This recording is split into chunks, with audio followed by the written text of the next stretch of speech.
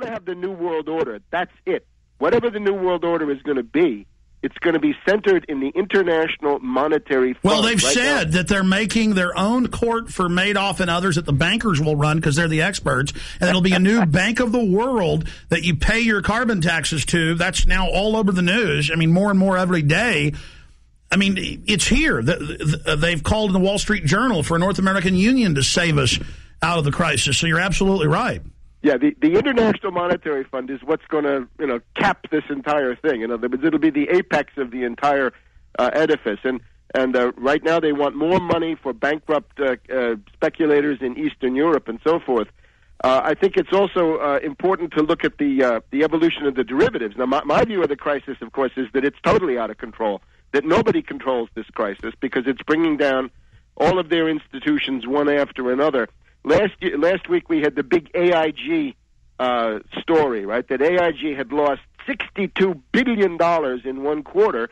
And, of course, that's all derivatives. This is a very important example because it refutes this story that you hear from Limbaugh, O'Reilly, Hannity, and all the rest of these clowns, that the crisis was created by poor people getting subprime mortgages. Well, that was publicly the cover story to get the bailout, but the bill said it was for derivatives, now in the multi-trillions and growing just in the United States, not to count worldwide. So it's on record that it is the bankers' derivatives. But, yes, they want to blame it on the American people, so we feel like we have indebtedness to go along with this. Right. And AIG has now they've gotten $160 billion already. They're going to get another $30 billion immediately.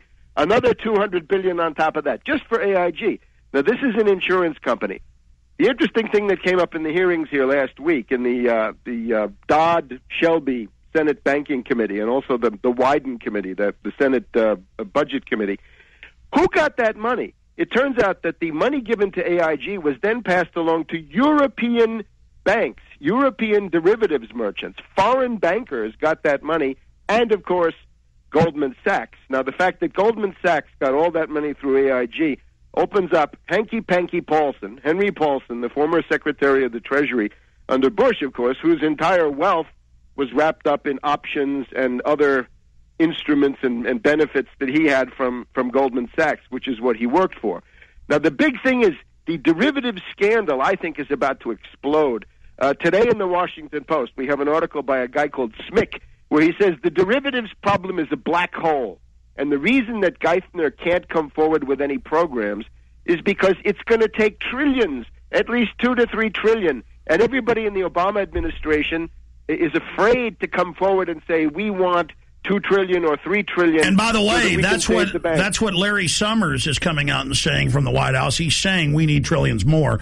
That's in the news today. Absolutely. Well, that's very interesting. I think that the dam is breaking on this question. See, for the average person, the big issue is, what caused the depression? Why is there a depression? Why should there be a depression? What has changed? Well, The big difference is we have 1.5 quadrillion of derivatives. The leverage on that used to be positive, which meant super profits at the apex of the pyramid. Yeah, they built Ponzi schemes. Now they've imploded, and if they can get us to sign on, they'll take over. But if they don't, it'll come out, they wreck the economy, and they all go to prison. I had Ron Paul calling for their indictments of these bank heads earlier in the show, so you're absolutely right. Well, it's going to take something more, and this is what I recommend. When it comes to derivatives, there's only one policy. Wipe them out. Destroy them. Shred them. Delete them.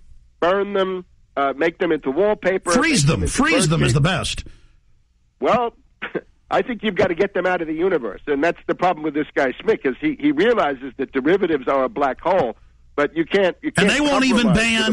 They won't even. I had a top economist on the last 2 weeks. They won't even ban naked short selling.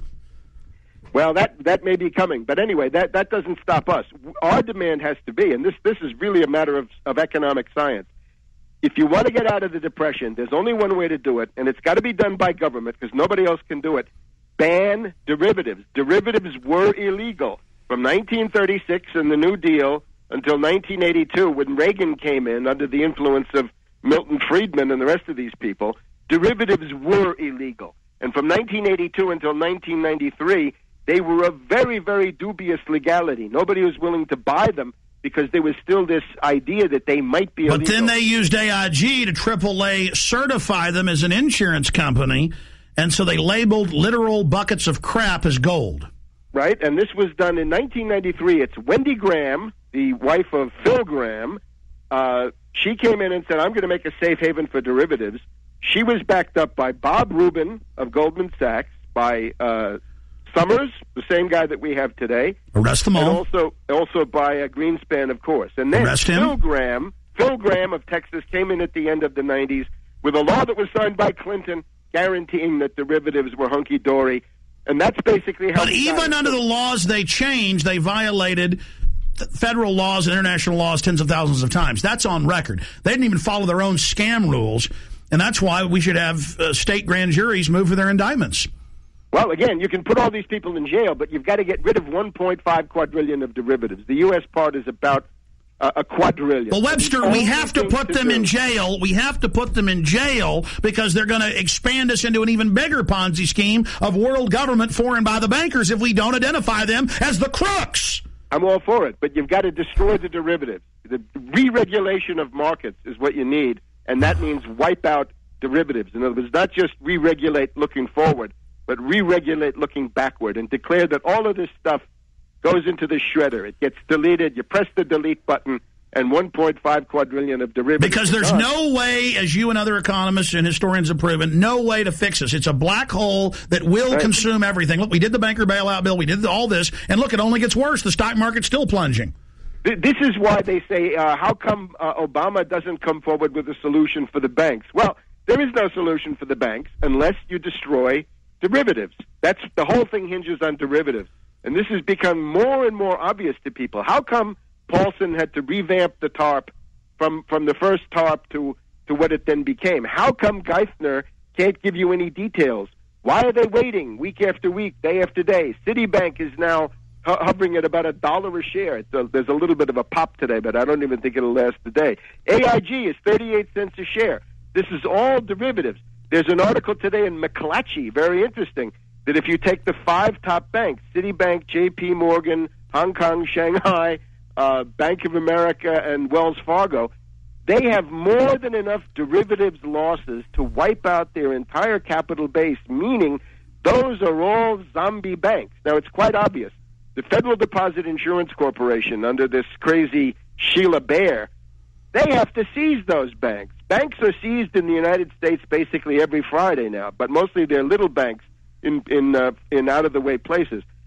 This time around, the big money-setter banks, the big 5, have got to be seized and put through Chapter 11 bankruptcy, and in the process, wipe out the derivatives. Those 5 banks represent 95% of the entire derivatives bubble on the U.S. side. So that would be a way to begin. And then once we arrest their directors, we can bring them into court and find out the full extent of the Ponzi schemes and then arrest all the rest of them. Absolutely. There's no way around it. We could wake up next week and arrest all these people, and the New World Order could end, folks. But the churches are telling you it's impossible, it's of God, it's going to happen.